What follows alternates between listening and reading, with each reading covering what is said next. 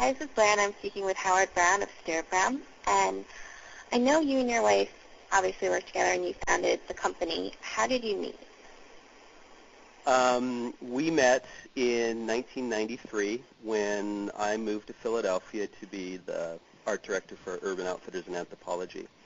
And Karen had just a month before me moving to Philadelphia had moved from Washington, D.C. to Philadelphia to work for Urban Outfitters as well. So that's how we met. And how did you decide to start designing clothes? Well, I got into the clothing business. My first job out of college was to work for a men's sportswear company in Seattle called International News, which also had a retail chain called the Zebra Club.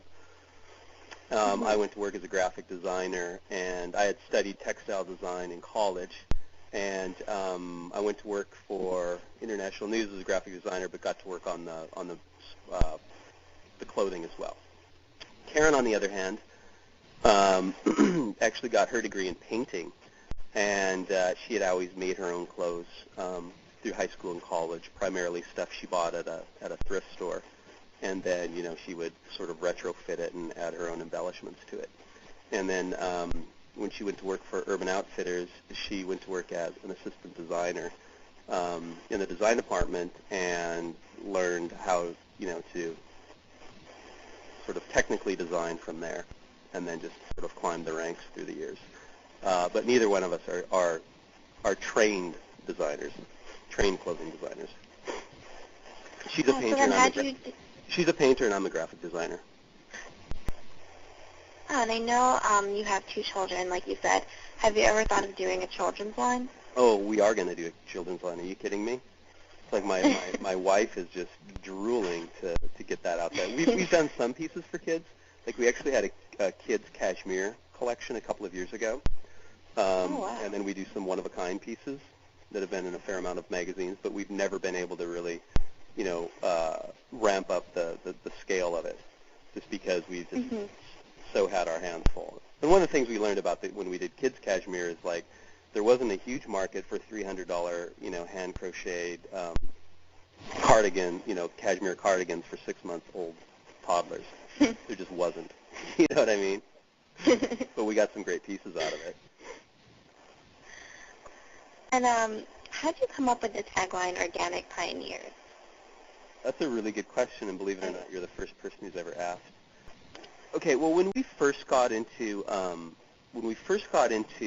the business, and when we first met with our showroom reps, one of the things that they kept talking about is that they had to pioneer this brand, and it's like whenever you have a brand new brand and you're selling it, it's called pioneering it.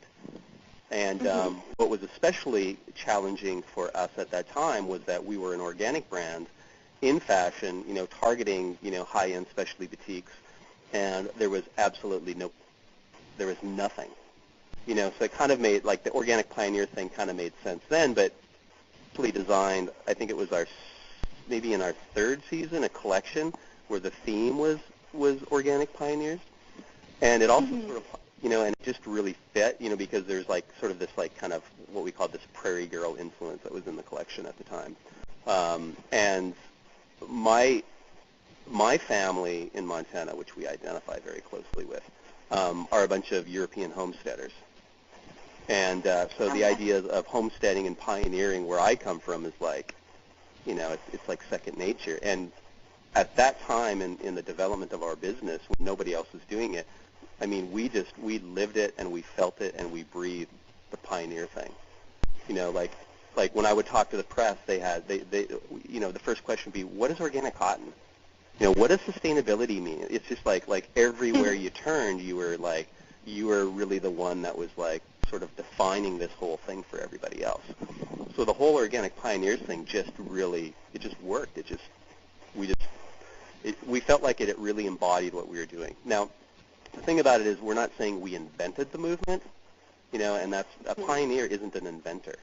They're not the discoverer necessarily, but they are on the first wave, and that's essentially what it means. And we do, like Patagonia, for example, they launched their first organic cotton collection in 1993. But it's a lot easier to market, and they weren't the first ones in outdoor, by the way, but it's a lot easier to market and sort of perpetuate those notions in the outdoor industry than it is in the fashion industry, because we were met, early on by most people with a lot of cynicism. And these are essentially people who didn't get it, who didn't understand, who didn't care, because there's such a stigma attached to organic at that time, and to a degree there still is. There's a new backlash that's coming against it. With the backlash, I haven't heard that much about it, but are you doing anything differently to kind of handle that, or like promoting the clothes differently, or? Well, I don't really believe it affects us, and I think that this is one of the issues that most people who are jumping on the bandwagon, so to speak, now don't understand. And it's because we started early, we started small, we're still relatively small, and our thing, we don't have a lot of marketing dollars behind what we do, whereas some of the people getting into it now, a lot of the way that they're trying to drive sales is through marketing, and what they're realizing is a lot of people are starting to greenwash. That's a term that's being used pretty commonly now. Essentially, finding any sort of dubious element of their operation and saying like, okay, well that makes us green. Like there are companies that are shipping their goods in recycled cardboard boxes that are calling themselves eco-friendly, or eco-fashion companies or green fashion companies because of that. That's how bad it's become. And naturally, it's being met with a lot of cynicism, and rightfully so.